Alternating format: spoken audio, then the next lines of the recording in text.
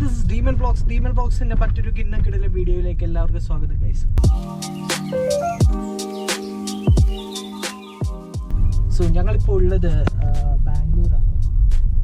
ബാംഗ്ലൂരിൽ നിന്ന് ഒരു വയനാട് ട്രിപ്പ് പോവുകയാണ്. അപ്പം ട്രിപ്പായിട്ട് തന്നെ പോകുന്നില്ല, ഒരു ഫംഗ്ഷൻ ഉണ്ട്, ആ ഫംഗ്ഷനും കൂടെ അറ്റൻഡ് ചെയ്യുക, പിന്നെ വയനാടൊന്ന് എക്സ്പ്ലോർ ചെയ്യുക, അങ്ങനത്തെ കുറച്ച് പരിപാടികളുമായിട്ട് നമ്മളിങ്ങനെ പോകുന്നതാണ്. ഞാനുണ്ട്, പിന്നെ നമ്മുടെ നിഹലുണ്ട്. എടാ നിന്നെ ഒന്ന് കാണിച്ചേ.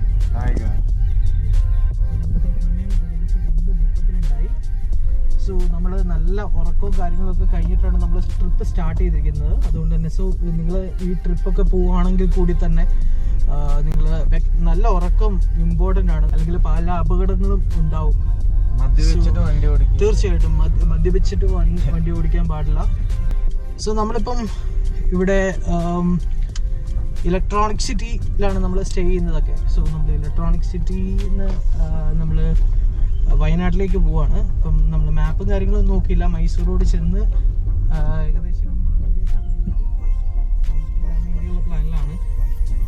സോ ഞങ്ങൾ രണ്ടുപേരും തന്നെ ഉള്ളൂ ഈ ഒരു ട്രാവലിന്. അപ്പു ഇല്ല, അപ്പുവിന് IELTS പരിപാടികളൊക്കെ ആയിട്ട് ബിസിയാണ്. അതുപോലെ നമ്മുടെ ഗ്യാങ്ങിലുള്ള നമ്മുടെ അശ്വിനും എല്ലാവരും അവൻ്റെ ജോബ് തിരക്കുകളും കാര്യങ്ങളൊക്കെ ആയിട്ട് ബിസി ആയതുകൊണ്ട് ഞങ്ങൾ രണ്ടുപേരും തന്നെ ഉള്ളൂ. ജോലിയൊന്നും ഇല്ലാത്ത ജോലിയും തിരക്കൊന്നും ഇല്ലാത്ത. അപ്പൊ നമ്മള് പോവുകയാണ്. അണ്ണാ ഒരു ഹായ് ചൊല്ല. അണ്ണാ சொல்ல மாட்டியா?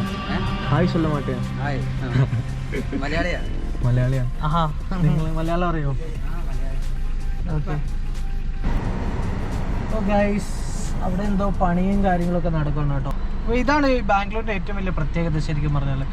രാത്രിയിലൊക്കെയാണ് ഇവര് അല്ലേ ഭയങ്കര കൺസ്ട്രക്ഷൻ പരിപാടികളൊക്കെ, മെട്രോ കാര്യങ്ങളൊക്കെ നടത്തുന്നതും പരിപാടികളെല്ലാം നടത്തുന്നത് ഈ രാത്രിയിലാണ്.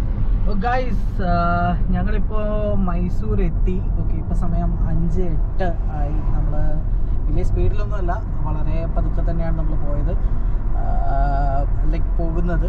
സോ ഇനി എത്ര കിലോമീറ്റർ കൂടെ ഉണ്ട്?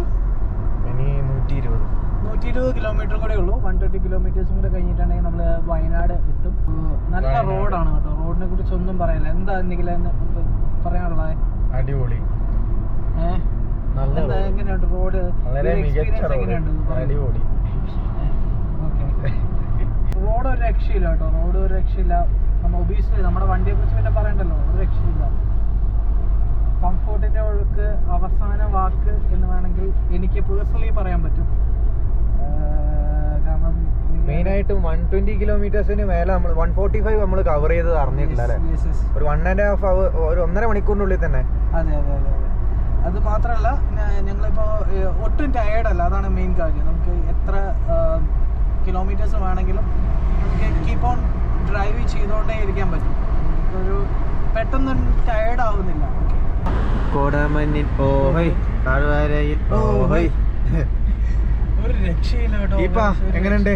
ഒരു രക്ഷയില്ല. ക്ലൈമറ്റ് എങ്ങനെയുണ്ട്? ഓസം ക്ലൈമറ്റ്, അടിപൊളിയല്ലേ? ഈ ഡ്രൈവ് ചെയ്യാനൊക്കെ നല്ല സ്മൂത്ത്, നല്ല റോഡ്, നല്ല മഞ്ഞ് സെറ്റാണ്. സോ ഗൈസ്, ഡേഞ്ചർ ആണ്, അഗെയിൻ പറയുന്നു, ഭയങ്കര ഡേഞ്ചർ ആണ് കേട്ടോ. മുന്നിലൊരു ഇതൊന്നും വലിയ രീതിയിൽ കാണുന്നതന്നെ ഇല്ല, കാണുന്നില്ല, ലൈറ്റിന്റെ ഒരു ഇത് മാത്രം. അതുകൊണ്ട് തന്നെ നമുക്ക് 40 to 60 പോയാൽ മതി. നമ്മള് വയനാട്ടിലെത്തി, നമ്മൾ കേരളത്തിൽ കാല് കുത്തിയിരിക്കുന്ന ഗൈസ്. എന്താണ് പറയാനുള്ളത് നിഹൽ നിക്കോളസ്? എങ്ങനെയുണ്ടായിരുന്നു നമ്മുടെ ഡ്രൈവ്? കേരളത്തിന്റെ എന്താ പറയാ, പച്ചപ്പും ഊഷ്മളതയും. ഞങ്ങളെ ചെക്കിങ്ങിന് പിടിച്ചു. എന്നിട്ട് പറഞ്ഞു വണ്ടിയിൽ എന്തെങ്കിലും ഉണ്ടെങ്കിൽ എടുത്ത് കളയാൻ. അപ്പൊ ഈപ്പം ചോദിച്ചു അതെന്താ എടുത്ത് കളയേണ്ട എന്താന്ന് നിനക്ക് അറിയത്തില്ലെന്ന് ചോദിച്ചു അല്ലെ? എന്തായിരിക്കും ഗൈസ് കമന്റ് ചെയ്യുക, അവരുദ്ദേശിച്ച സാധനം എന്താണ്? അതെ, നമ്മുടെ സ്റ്റിക്കർ കണ്ടില്ലായിരുന്നു. പിന്നെ സ്റ്റിക്കർ കണ്ടപ്പോ പിന്നെ കൂടുതൽ ചോദ്യവും വർത്താനോ ഒന്നുമില്ല. ഗൈസ് കണ്ടോ ഗൈസ്, ക്യാമറാസ് മാങ്കുട്ടി. എന്താ ഇപ്പൊ ഇതൊക്കെ കണ്ടിട്ട് പറയാനുള്ള? ഒന്നും പറയാനില്ല, ബ്യൂട്ടിഫുൾ.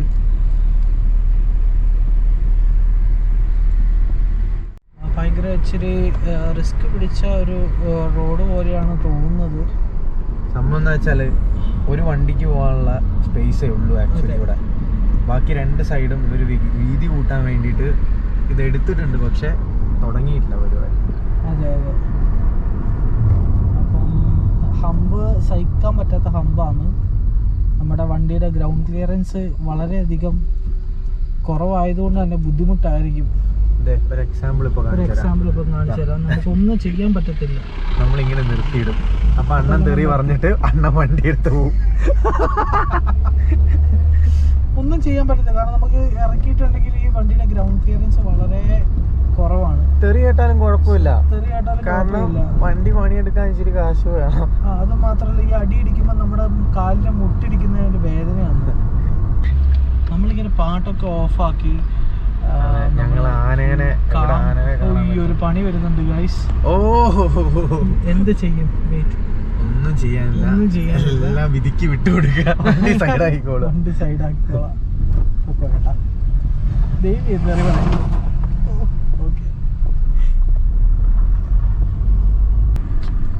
ഇത് ഇച്ചിരി പൊക്കം കൂടുതലാണ്. അപ്പം നമ്മളിങ്ങനെ ചെരിച്ചെടുക്കണം.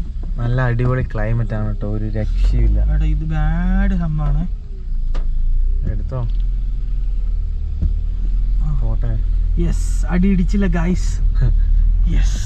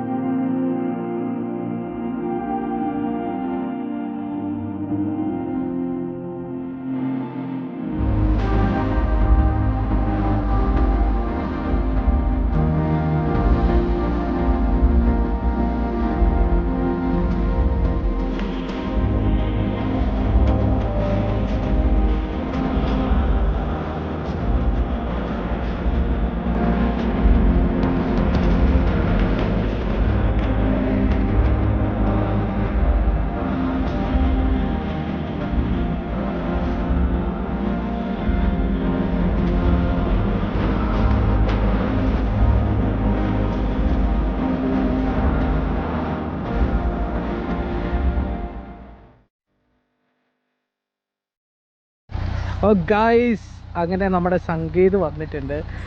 നമ്മൾ രാവിലെ എത്തിയിട്ടുണ്ടായിരുന്നു. രാവിലെ എത്തിക്കഴിഞ്ഞാൽ നമ്മളൊന്ന് ജസ്റ്റ് ഒന്ന് ഫ്രഷപ്പായി. അത് കഴിഞ്ഞാൽ നമുക്ക് ഒന്ന് ഉറങ്ങിയൊക്കെ കഴിഞ്ഞ ശേഷം നമ്മൾ സംഗീത് എത്തി. സംഗീത് കണ്ണൂരിൽ നിന്ന് സ്വന്തം ഡസ്റ്റർ എടുത്തിട്ട് ആൾ വന്നിട്ടുണ്ട്.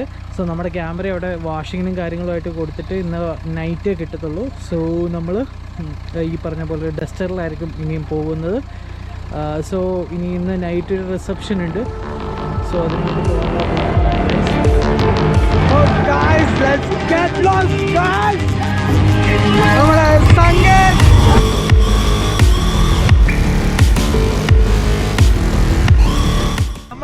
എന്താണ് പരിപാടി? റിസപ്ഷൻ അല്ലേ?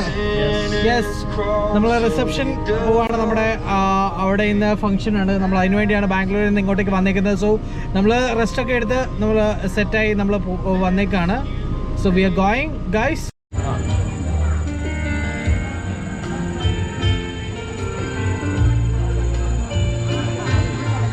മധുരം വെക്കാം അല്ലേ? പറ്റത്തില്ല. എനിക്ക് ഹൈക്കോർട്ട് വരെ പോകും. എടാ മധുരം വെക്കല്ലേ? സീനൊന്നും ഇല്ലല്ലോ. ഓക്കെ, പറയൂ. വ്ലോഗ് എടുക്കണോ? വ്ലോഗ് എടുക്കണം. സോ നമ്മുടെ ചേച്ചി ചേട്ടനും അവിടെ ഉണ്ട്. നമുക്ക് ഇതാരാണ്? Bright sister. ഓക്കെ, അപ്പം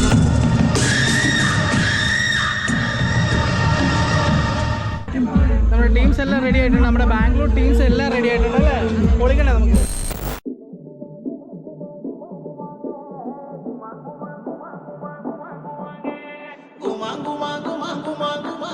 ഹലോ ഹായ്.